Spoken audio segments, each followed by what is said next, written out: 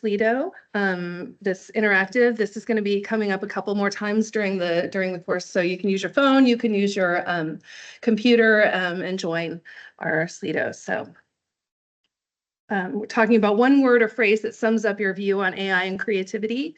We've got helpful and systematic. I love dubious, limited. That's interesting. Sneaky, scary. It's a game changer. Absolutely, we will be talking about that. Somebody feels like it's a cautious trepidation, perhaps, feeling like a little bit of nervousness and heading toward that. All right. So thank you guys. So my name is Melinda Martin, and I'm one of the librarians here at SCC. This is our third workshop in our AI series this quarter, which is on AI and images specifically. So talking about how images are generated and so forth. We've kind of gone through that, and today we're going to really be talking about kind of more the philosophical and ethical elements of that, and just kind of contemplating it. Okay, talking about AI and creativity and authority and like the concept of remix culture, how much is AI remixing and how much of that is like original artwork kind of stuff. So some of the expectations that I want to just kind of set forth, what we will be doing is exploring ethical, legal, and societal implications. We're going to be sharing real world examples from business, media, and art, and how people are actually using AI images in the world right now. We're going to encourage discussion and questions. I really encourage you to jump onto those Slidos, use the chat. I will be keeping an eye on that as we talk. So if you're online, please type in the chat or just unmute yourself and please ask a question. I'm going to try and manage both places. We will not be giving legal advice of any kind in this session. That is not the purview of me or the college. We will not solve every ethical dilemma. We're not here to tell you what is right or wrong, because some of these things are incredibly nuanced. So we're not going to solve every single ethical dilemma or come away with all of the answers today. And we're not going to assume that AI replaces human creativity in the context of what we're talking about. So, but we are going to be talking about how it kind of intermixes and what does that mean for us. So, today's discussion, we're going to talk about the ethical implications, just kind of the landscape of the ethical guidelines of what's happening in AI, the legal landscape, where we are in terms of legality and what's happening, especially here in the US with legal images and AI generation. We're going to talk about how people are using it in business in various scenarios. And again, this is really mostly limited to images, right? And we'll talk about some authority and ownership and kind of that societal impact on like, what does that mean for us? So let's dive right in. Let's talk about some of the ethical implications that we want to think about. The use of copyrighted material in training sets. AI is trained on mostly what's out on the open web, but there are people who are putting in even more curated content for AI to pull from as it creates new images. Authors, for example, are putting things out there. Musicians are putting their work out there, and it's out there on the open internet that AI can then take and remix it and put it out something new. That is not limited to music. It's pretty much or writing. It's images as well. What does that mean for you guys thinking about like, oh, okay, I've got this copyrighted work like Salvador Dali's, clock painting, and then somebody takes, okay, I want to do clock painting, but I want it with sandwiches instead. Where is that line? And if AI generates it and it's not human created, meaning it's not a human taking Salvador Dali's work and remixing it themselves physically in a new painting or a new drawing, right? Where is that copyright line? Okay. There's bias and representation in AI-generated visuals. So we still have problems with the societal problems that we see are also mirrored in AI data sets. So all of the problems that we have in the US and the world, everything from racism, sexism, misogyny, all of the things that we see in society are mirrored in all of our data sets because, it is a mirror of us. And so there are a lot of biases that exist in what AI outputs for us. There are risks of misinformation, so deep fakes.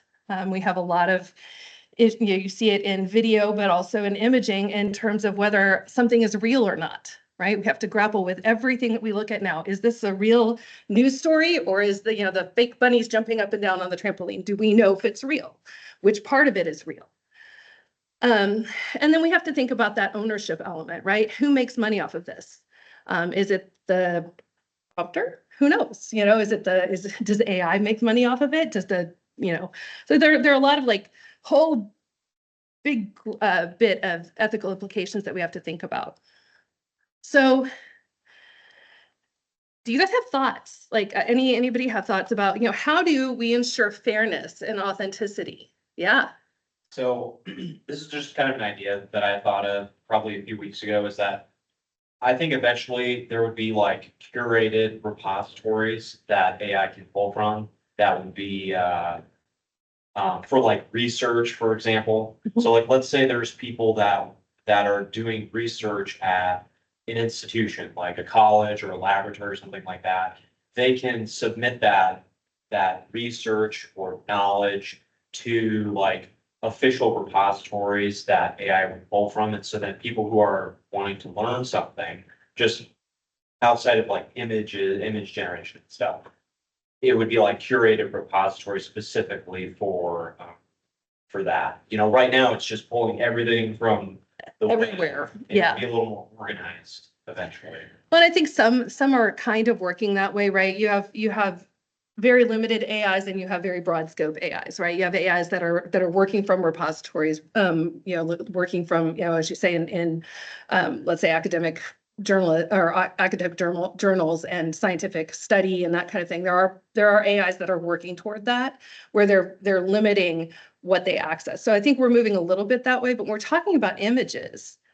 Yeah. Right? It's thinking about okay, does my face, if my face is out on the internet, can it use that, right? Well, yeah, I'd say the biggest issue with that as it relates to the internet is with legislation, and people don't want the government in the internet, pretty much. Yes, we definitely have that, and we're about to get into that a little bit. Copyright laws and stuff. I mean, I do agree. You want to have your works protected and stuff like that. And just in general with young people that I've noticed is that they don't want legislation in the internet because it's like the Wild West out there on the web. And as soon as you start bringing in the government, then it starts turning into censorship. And so you might have some more fair control over what an AI could take, for image generation. Exactly. But then you also have this whole thing about laws and censorship and just taking away your freedom to browse the internet or to just use the internet in general as a utility. Yeah, I'm not sure if everybody online can hear, so I'm going to double check. Yeah. I'm not sure if everybody can hear here. We're talking a little bit, the conversation's kind of leaning toward that.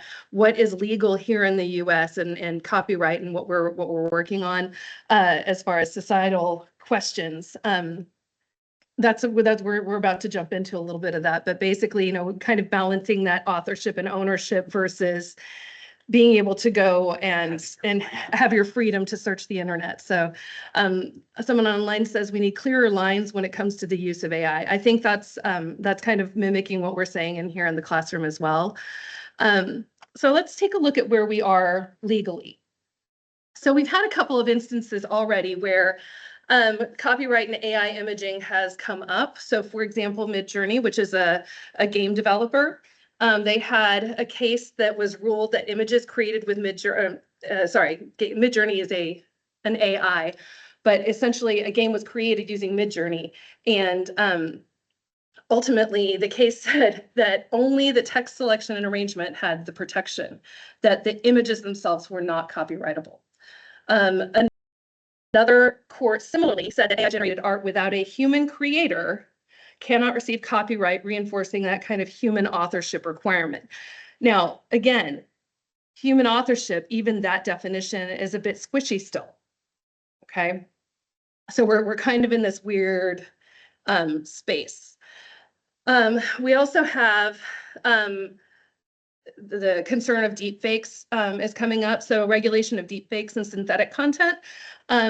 There are bills that are out currently on the floor and being discussed in committees and in the House and in the Senate, like the No Fakes Act, for example, but nothing still has been passed to this point. Everything's still in discussion, right? All of these laws move really slowly.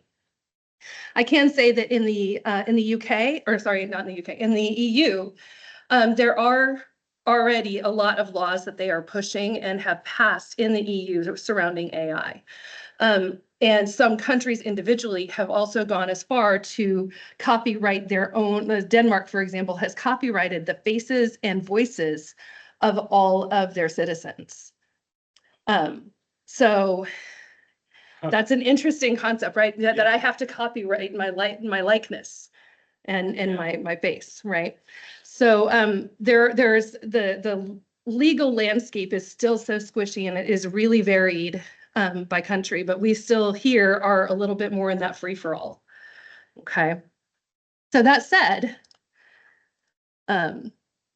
Yeah, so I know like with video games, I don't know too much about this, but like Steam, which is their distribution platform, they do have some rules on what you can submit to their store as it pertains to AI with generation, whether it's code generation or like the artwork and stuff in the game. So they do have some rules on their side.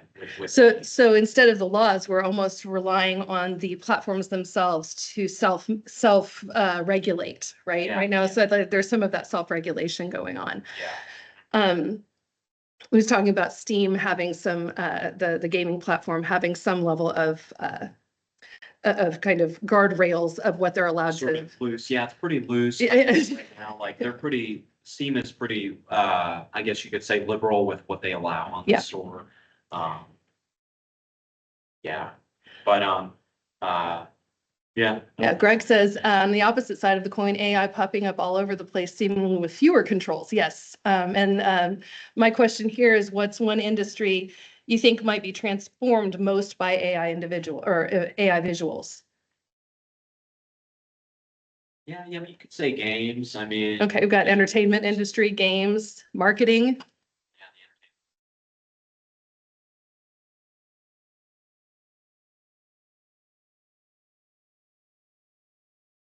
Ooh, okay. So Toby in class says the AI generated movie star. There's a quote unquote movie star. So yeah, the entertainment industry as well, right? Commercials, advertising, film, Maya says, marketing and advertising, Greg says, interior design. I hadn't even thought about that one, Sandra. That's a really good one. Yeah, so we're seeing it in all sorts of areas that it could impact, right? And impact, not just the industry, but the people working in those said industries, right? So let's look at some of the business applications like that are currently happening. And again, this is not the end all be all. There's so much more, but I have 50 minutes and that's what we're gonna stick with. So marketing. There's a study that said that 7 in 10 marketers are using Gen AI for images. There's another study. Now, again, this is not comprehensive. We're not talking Pew Research here because, again, we're not that far along yet. It's getting there. In another study from AP News, they said that 98% of small businesses use at least one AI-enabled tool, and about 40% are already using Gen AI tools like chatbots and AI image generators to create marketing content and to save on labor costs. So we have a graphic design program here at Spoken Falls. And yeah, what does that mean? And it's not something you have to answer, but it's thinking about like what that means for our creativity in that arena.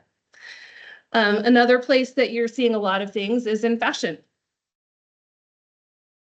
You see it in design and product development. If you've ever gone on to, certainly on Temu and other places, you'll see a ton of like graphic design T-shirts that are. What is Temu? I saw an ad. It's essentially a warehouse marketplace from China. So it's kind of like one site, but many stores and there or companies, and they'll send stuff. But you see it even in Amazon, you see it on Walmart, you see AI designed, graphic tees. You also see it in, actually in New York Fashion Week this year, had a lot of AI assisted or generated clothing design, where they use that. If you've ever gone to Zenni Optical or gone to one of those, even like Walmart now, I think you can go to their optical and you can do the practical, the virtual try on, that kind of thing. That is using AI technology. Everything digital retail. Another big place in fashion that it's being used that I think we maybe discount a little bit is AI generated models and photography. So basically, again, okay, we're not going to pay a model to come put on this shirt. I've got my graphically designed shirt that I did with AI. Now I'm going to put it on a graphically designed model, and now I'm going to put it on my site. So, there's a lot that's going on in that as well.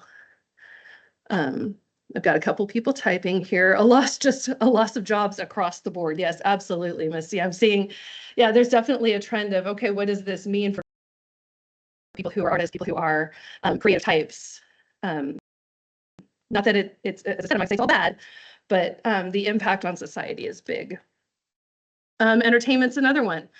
38% of blockbuster films rely heavily on AI generated material now, like VFX, right? 42% of major TV shows use AI generated doubles.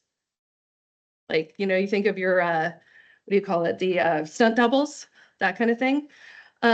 Streaming platforms are experimenting with AI generated personal trailers, so boosting watch rates. So we're seeing AI generated things even, just as it's kind of evolving. Janelle is on here typing, so wait before I move on.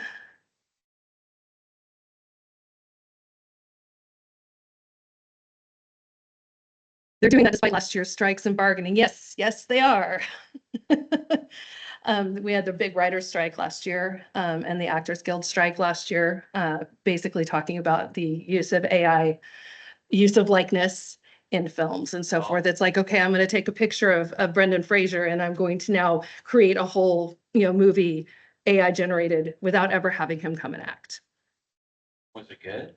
No, it's an example of like what the industry kind of was pushing kind of toward, and that's why that's why the actors were striking. No, like, I guess my argument with that is like, if somebody can go and make something of quality using AI, I look at it more as maybe like a medium, like an artistic medium, rather than like, the AI took our jobs kind of thing. Okay, so I'm just repeating for the thing. So basically we're talking about the idea of, perhaps AI moving into kind of its own medium, and we'll talk a little bit about that too.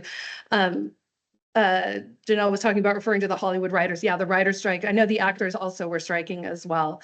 Misty, new movies are in one place. I've seen a trend in new movies coming out with AI generated material. Okay, so you're also seeing it impact, obviously, publishing and journalism, again, specific to images. There are guardrails that are happening surrounding that. Again, we're kind of relying on the industry to police itself. The Associated Press, which is, one of the really large news organizations and is kind of the gold standard, are forbidding the use of AI to add or remove elements in photos. Then they're not going to transmit AI generated images that purport to depict real world events. And it can only be used if it's clearly labeled. So they're already kind of creating their own guidelines within the world of journalism. BBC, which is the EU and the UK, sorry, 2023 Gen AI guidelines say that they will only use it if it benefits audience and in ways consistent with its public service mission. So it's, again, kind of tying back to do no harm, right?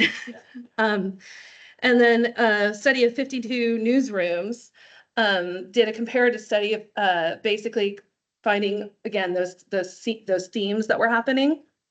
But one of the things that let me get back to, sorry, I got to get over in my notes here real quick.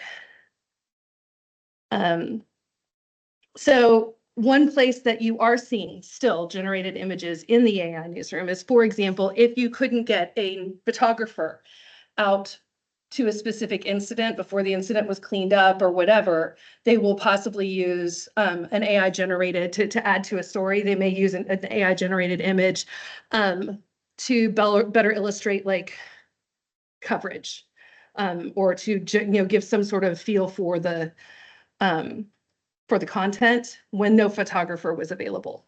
Yeah, and one thing I've noticed, like with, I don't know if it's on like Android and stuff, like there's a little icon that displays that this has like been modified or edited with AI. Yeah, So like if they're reporting stuff, you see something on the news, just having an image, whatever, if it's AI, who cares? But it's got the watermark that shows this has been either enhanced or generated with AI. So just so you know, like this isn't right. real. Yeah, well, so there's that journalistic integrity, right? The idea of, okay, we're plainly stating that it's AI generated, AI enhanced. Universal.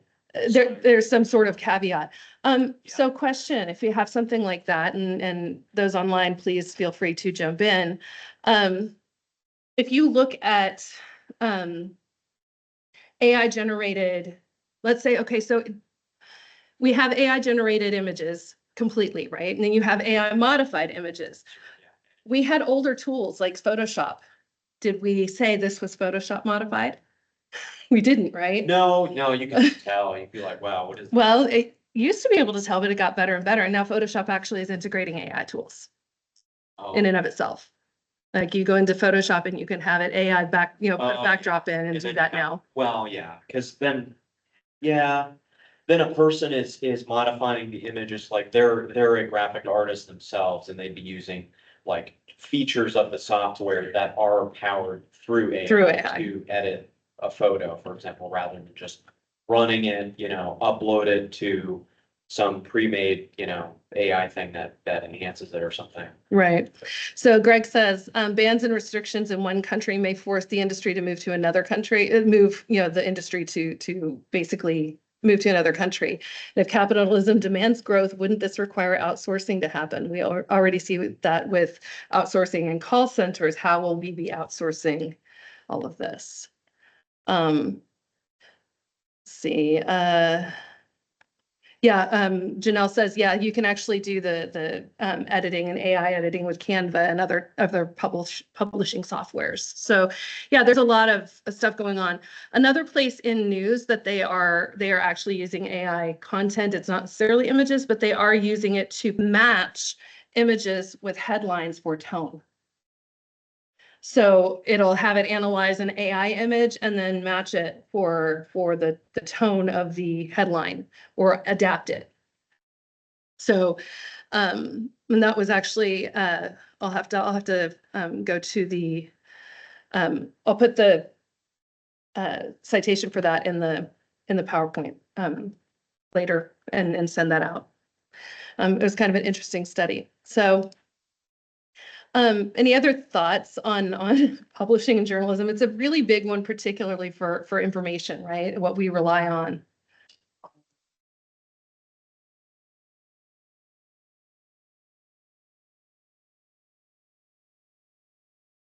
I think really for me, it comes back to, the idea that with as good as the technology is becoming, right now we're still able to a lot of times see whether it's AI generated or not. You can kind of almost see it, but it's getting better and better. Really making sure that, we have those journalistic standards in place on some level that we can trust what we're looking at is real. And again, we don't have a guardrail necessarily. I suppose if somebody put something out there on a real news organization and they could get slapped with a libel suit or some sort of a slander suit, right? But beyond that, they're not saying you can't use that image, right? It's part of the free speech thing. So how has that spread between the cases take so much time? Yep. So if it's posted, it's out there. Yep. It's spread like wildfire, misinformation, and it's months and months or years later that a student can actually go through the courts and something can be done and can be legally disprove or legally slap on the wrist. Yeah, exactly. It's just like it goes through the courts and it just takes so much time. I'm not sure. Online, I don't know if you want to comment or whether or not you can hear what's conversation that's happening in the room, but I try and summarize as we go. All right, so here's another interactive. Which impact of Gen AI generated media concerns you the most? I'll give you guys just a few minutes to add in there. I would love to see your thoughts. And again, if you're online and you can open up a new tab, you can use this Lido. Would love to hear your thoughts.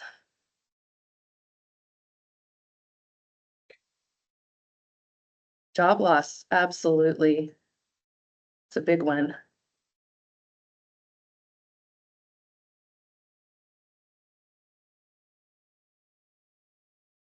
Another one's misinformation.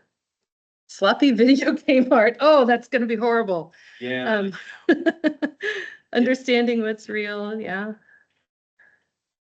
Oh, the reduction in critical thinking.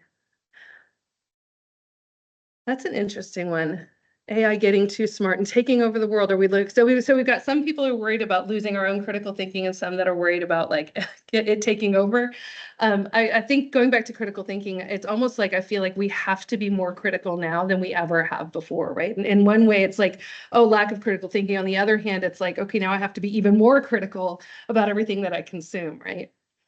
That's something that I have to think about as I go through and am exposed to stuff. Slop versus almost slop. What is high quality and what is brain rot? Ooh, AI psychosis. I actually haven't heard of AI psychosis. Is that a thing? Anybody want to comment on that? You can throw it in the chat if you were in the chat.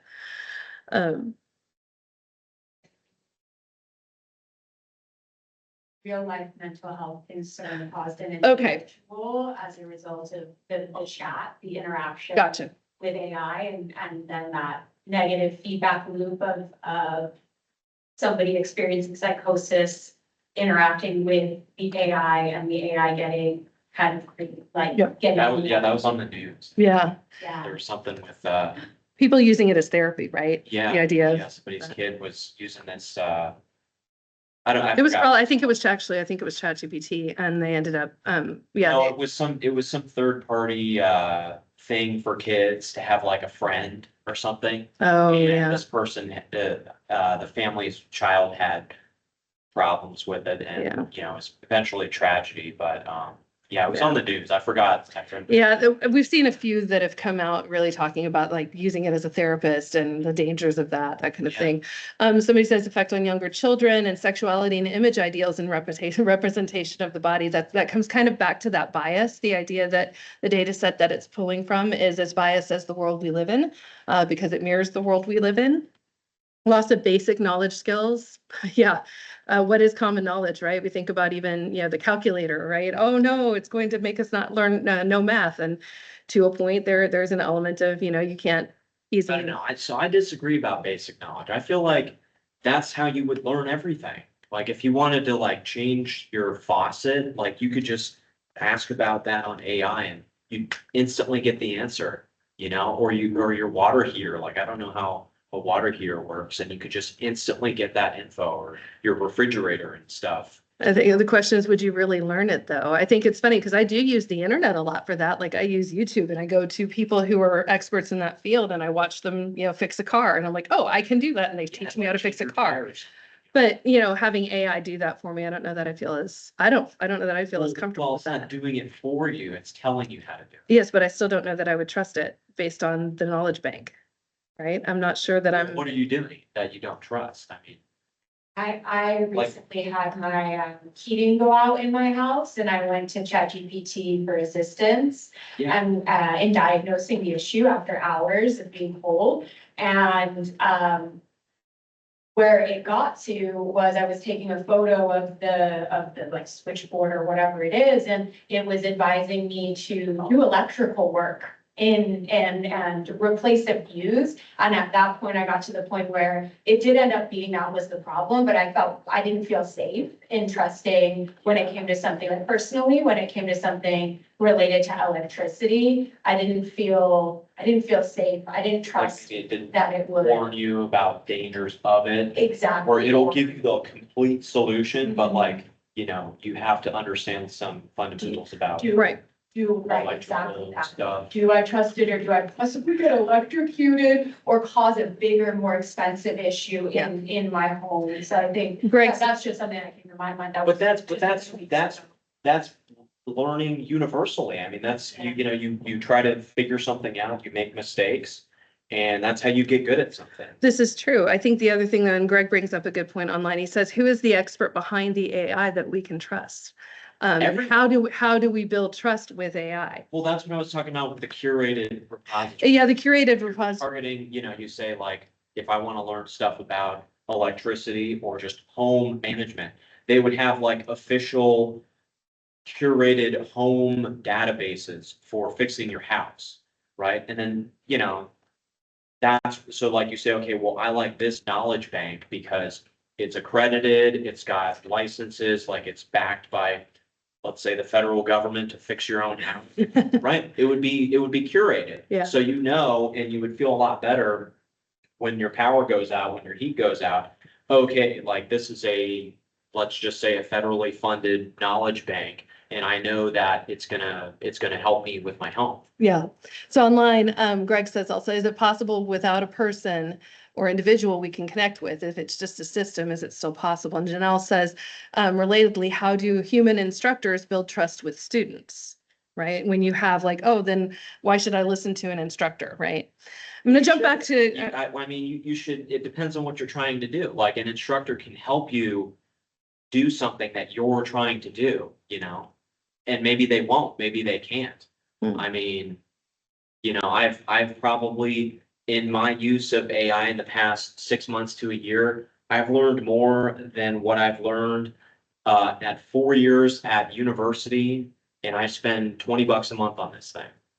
So do you really need to go to college?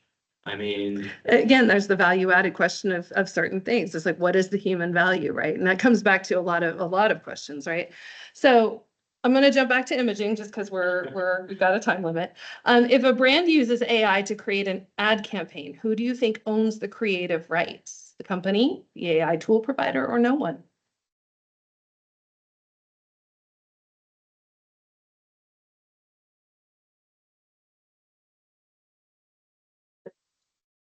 Yeah. right now, it would be whoever makes it, right? If N- someone puts it Well, out. even with Midjourney, that Midjourney case, basically it kind of that right now it's kind of a no one answer based on the current legislation, but there hasn't been Because as there's no laws like against any of it, so. right. I mean, if you think about a piece of music that's been written, so much music is based on basic structures of other music, right? So is a specific chord progression, plagiarism? No, it's not, because chord progressions, if it's based on a style of music, has, 1-4-5-1 or, whatever in terms of the way that it creates the structure of the song. And even melodies, there are only so many combinations of our 12-tone melody that we are able to, to do. So they've created laws surrounding the percentage of a song or I think it's like a 10-second or 8-bar, or like it's a very specific measurement that they've used to copyright as to whether somebody stole something. But we're not there with AI, Yeah, right? so like with that, I can relate to this with video games where you have many different game developers making the same genre. Like, for example, we have Souls games, right? Mhm. And these games all play the same way, but does that mean that you can copyright the Souls genre of games? Or like you can copyright RTS genre, real-time strategies? Right, and Nobody would be able to create anything if you copyrighted like every single piece of a creative work, or in this case, an ad campaign. right. I mean, like everybody has their own way of doing it. And just because one marketing advertising agency use AI to make it, doesn't mean that they can copyright it and own it. So I guess It's really nuanced, right? There isn't a real answer, honestly. There, Yeah. right now, like at this, with it's, creative, a license, creative license in general. Greg says copyright is incredibly cultural. If we took a look at China, they are all about copying and copying and copying. So really that there is no like intellectual property. It's like, it's all kind of the common good, I guess. He says he's not saying it's one way is better than the other. No, not necessarily one way is better than the other. But yeah, I mean, the way that because we capitalize on intellectual property, right? It's not just about the intellectual property itself, it's how do we capitalize on it? So here's, so we're gonna talk about move into authority and ownership. Here's just, and this is shared with me recently by Toby here, who's in the room. There's a spirit gallery, art spirit gallery in Coeur d'Alene, is actually put on one of their exhibitions currently is called No Permission Needed. And it's an AI generated art exhibition in Coeur d'Alene. And so all of the images there are AI generated. So there's just an example of, things that it's like, okay, what does that mean? He did the AI generated art, he printed it out, and then he put it in a picture frame, and there you are. So what does that, what does that mean? Does he own that art? It's a question that, I think we're already seeing it play out in even traditional spaces. Okay. So remix culture, you brought up a little bit about, we're gonna talk like historical perspective, like the idea of remix culture. Okay, a genre of music or a, as you said, a game of, the Souls, genre, right? You can't copyright a genre. So, and, Even specific gameplay, if it plays the exact same way, you can't really copyright that. right. So where's the nuance? Where is that line, right? Like, okay, so the greatest example, if anybody plays video games out there, was the Dota 2 lawsuit with Valve and Blizzard Entertainment. If anybody is a gamer, there was a huge lawsuit over this game. And because Valve, when they copied the exact same game, it was literally a carbon copy just about. And they won the lawsuit because they made all of the work themselves. They made all the art, the code, the game themselves, but it was just like a carbon copy of the same game from Blizzard, for example. And I mean, it's not illegal to do that. No, it's not. And again, it comes back to, we do already have some laws, but at the same time, how many times has Shakespeare been retold in another way? Hamlet, you look at Cinderella, how many times has that been told in another way? So like, where does the remix line for us? It's not new is all I'm saying. Does there need to be a line? That's another good question. Online it says, is it art if it's just a matter of entering prompts? Should we mention the misogyny that the male artist is using? This was in the previous slide, for all of to create a gallery full of women. So more context is coming, I guess. So Toby's answering. So we have, film editing and CGI. That's been going for a long time. Technology, it used to be, the photography was when the camera came out. That was a huge jump in technology, and it was also something that was very scary for a lot of people because like, oh, what's going to happen to the artist, right? And it just became its own medium, kind of as you were saying. It's going to be its own like art form. Yeah. As opposed to it being might like it, and some people might not. Like, people still go back and do handcrafted works that some people prefer over like with digital art instead. They prefer traditional art kind of things. And like that's a good example with the sampling music of electronic music is samples. They're taking little bits. They are taking little bits, but actually there are laws around it. If you sample more than a certain amount, then you do have to pay the original artist.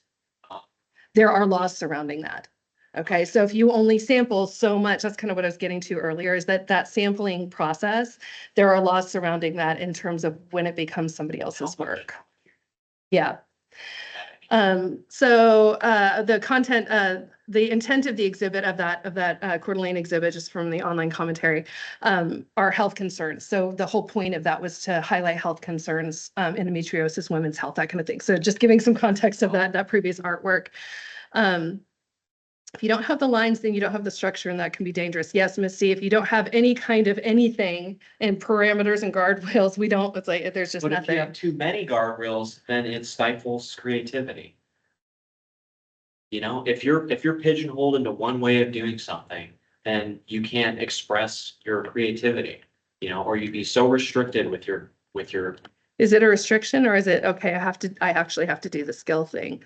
well, it can It's be a like- good thing to I feel like, with limited, like, for example, working with a limited color palette where you only have 6 colors or 12 colors can be good because you have to understand, you know, how light and shade works and stuff. But at the same time, I don't know. I mean, it's kind of like it's a balance, right? You got to find the balance between how much to I guess restrict and how much to allow. yeah. Greg says consent versus taking seems like an important conversation with the data that fuels the data set. The content, what? The consent of the, let's say, original artist of whose work is being modified, remixed, that kind of thing, right?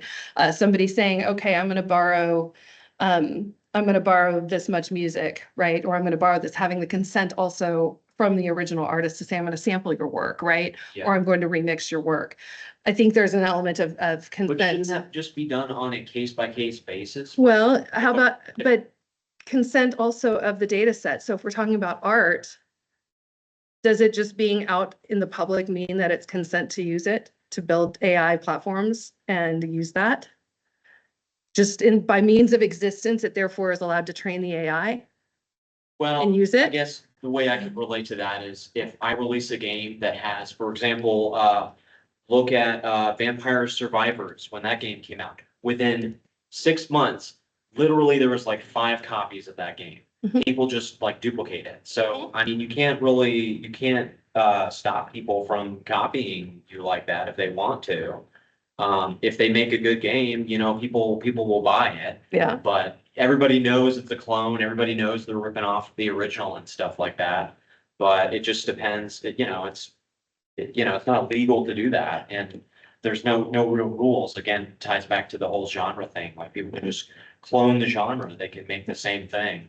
Greg says it goes back to paparazzi, you know, looking back at how many celebrities' lives were destroyed by photos that were taken of them without permission. And looking how many photos online are fueling some of those sets, data sets. He says he can see why Denmark is protecting its citizens and like this and that kind of thing, you know? So if you're out in public, if you're in a public space, I mean, and people are taking pictures of you, or if you're a celebrity, I don't know, that's a different argument, I guess. Yeah, it's a whole, as I said, it's a big can of worms, and I never said I was gonna walk away with any answers. I would not want the government to copyright my face and all that stuff. Yeah. So AI in the continuum, we're talking about like tool versus the creator, right? Is AI being used as a tool to create, or is it creating itself? Like basically, is it doing the majority of the work? There's the concept of author and ownership, authority and ownership, right? Who owns the rights to my images that I create, or AI creates, is, you know, and then the ethical and legal echoes from the past, right? That we're seeing similar arguments to music, similar arguments to photography, right? Like all of these things, this is not something that's new. It's happened before.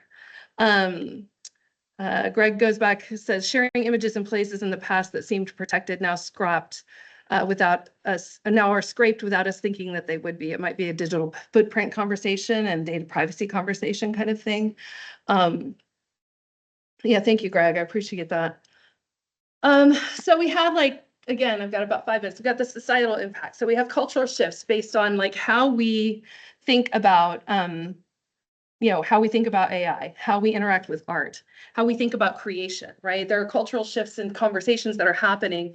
I feel like personally, and again, I speak for no one else of authority, it's just my personal thought, is I feel like we're in a very nuanced place because in some ways, this has not been done at this scale before, right? We're seeing infiltration of AI use in a way as technologically that we have in entering so many spaces at the same time, that it's having a hard time, where like societal and the cultural shifts in how we react to it, because it's going so quickly, we're struggling to like keep up. even just within our own conversations. We have obviously talked about some of the economic and labor effects, right? People losing their jobs, people downsizing, all of these things that we have to worry about as it just kind of continues to grow. We have to think about our trust in information. Who do we trust? What do we trust? If I'm looking at something online, can I trust that it's real? And the fact that, again, without guardrails and without any kind of limitations, if you throw anything out there and then there's nobody responsible for putting that information out, then we can't trust anything. And what does that mean for us? And then there are obviously the global legal and ethical challenges that kind of wrap back around. Okay, what is the EU doing? How does that impact how companies are functioning, because they have to function in a global society? So what happens overseas or what happens here will affect other people around. So we're going to see a lot of that, kind of come back around, and these conversations are not going to just go away. Got a couple people typing. So key points to take away from today. AI in creativity is here to stay. It's not going anywhere. It's a matter of what we do with it. Authority and ownership. We don't have a question. We don't have an answer to that yet. That concept is still about. We're still figuring that stuff out. There is no answer, right? And I feel like we're all going to be a part of that conversation in some meaningful way, because it's going to touch on your life in some way or another, whether that's personally or professionally or both. Trying to balance the benefits and risks of the use of AI and how we think about it, right? Got people typing, so I don't want to jump too far ahead because I'm kind of right at the end. I do have a final kind of thought. I would love to hear your biggest takeaway from today. Do you guys have any thoughts or questions as you're typing, there, but just things that this brought up for you? Something I think about is just the questioning myself with any of my assumptions. If I think about, would I want the government copyrighting my image? Okay, I can have an answer for myself. Well, what about my child's image? What about an image of my child? Would my answer change in that way?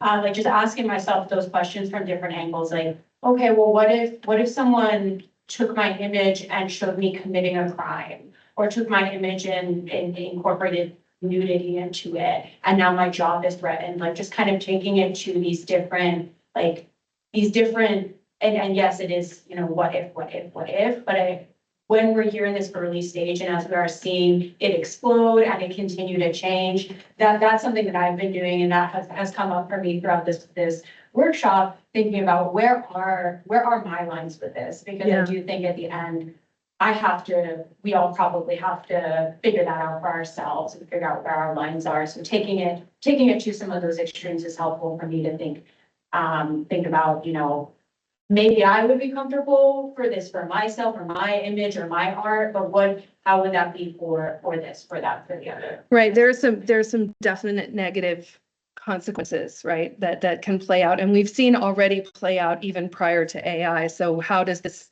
technology exacerbate the potential of that? I've got a couple online comments as well as this that are here in the takeaway. There is a drop-in announcement for Gen AI on December 4th from 12 to 1 here in the library. It's a show and tell, so you can come here and actually, use some tools. We're going to have two special guests, and they're going to talk about how they use their tools and their AI tools in their job. So that'll be on December 4th from 12 to 1. Sandra says, if we don't maintain our human creativity, we lose the motivation to think for ourselves. AI should be used as a tool only and not a replacement. I really, really appreciate everybody's participation today. I really am grateful for you all to be here. Please, I'm going to take these back to talk about with my team. So any commentary is always great. So I will go ahead and stop sharing and end for today. Thank you so much. I will stop the recording if I can figure out how to do that. Let's see here. Come on.